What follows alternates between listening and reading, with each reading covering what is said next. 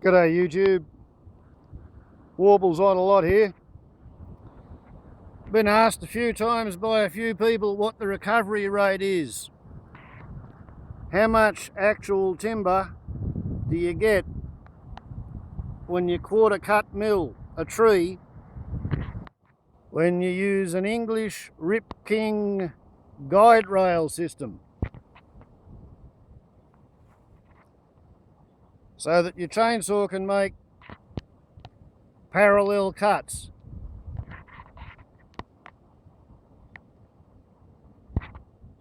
As I'm currently about halfway through the job, this is a good visual representation. As I said, a lot gets turned into sawdust. I have kicked the sawdust around so it's not a big thick pile, but that's the coverage of sawdust in half milling one log. That's the yield for the first quarter, for which this is the wastage.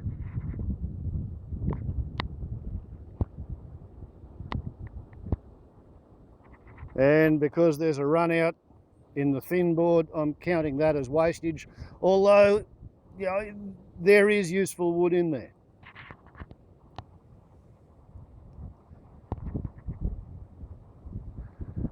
I could, if I wanted to, cut one more piece out of that, and if I was really desperate, maybe I would.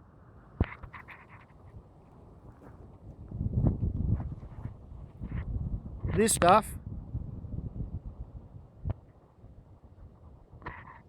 is the wastage from the second quarter.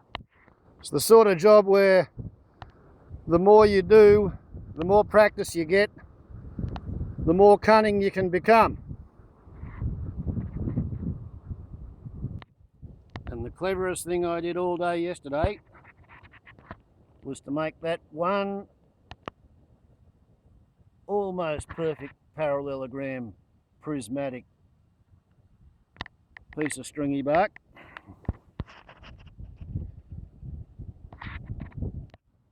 And cut it out without any anchor holes in it.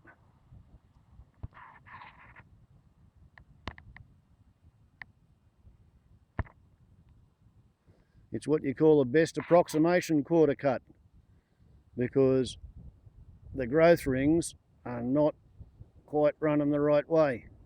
So therefore it's already starting to warp and bend a bit. But I'm making floorboards, I'm not making perfect quarter cut beams. And my theory is I'm getting pretty close to 50% of the tree trunk is turning into timber which can be used.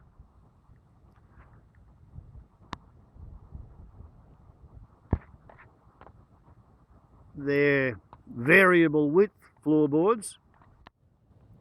They are usable floorboards, at least they are when I don't make the sort of mistakes I made in all bar that one little narrow piece of wood yesterday.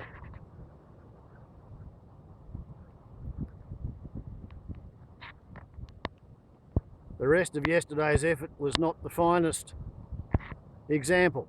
But what the heck, after today's episode, I won't conveniently have two quarters ready to compare with two sawn quarters, which is what I've got today. While I've got you here, I might as well mention that Mr. Saunderson and Coston Limited of Shrewsbury, Berkshire in England, they did not visualise anybody cobbling up their own sheet aluminium side cover. Their system, in their theory, envisaged replacing these standard variety nuts, which hold the side plate onto your still. They wanted to replace those with castellated studs. Use the castellated studs to hold your regular side plate on, which has a fair bit of width to it, as you can see. And then on top of the castellated studs, that's what they wanted to mount the flat sheet steel guide bar onto. So the bloke I bought the rig from hadn't been able to get it to work. He'd bought it from the bloke who bought the thing at an agricultural show from somebody who was selling kits of them, and they'd been using theirs on pine. And on pine, it's easy. However, their system finishes up with that guide bar being at least another inch out, displaced away from the chain bar, and the whole thing wobbles, and you can't get close. Well, you can't get as close as I can, 1 inch away from the inside edge of where the train's going around. So neither of those blokes had been able to make a go of it. And that's why when I'm milling, the way I've got things set up, the square section guide bar is mounted flush with the chain cutter bar. So it's not an original setup in the sense that it's not set up the way Sanderson and Costin envisaged that it be operated, and it's not an original setup because I didn't design and build the whole thing.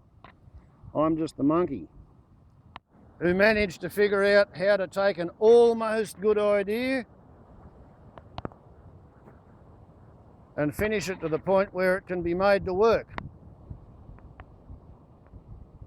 Warbles on a lot to YouTube. Ciao.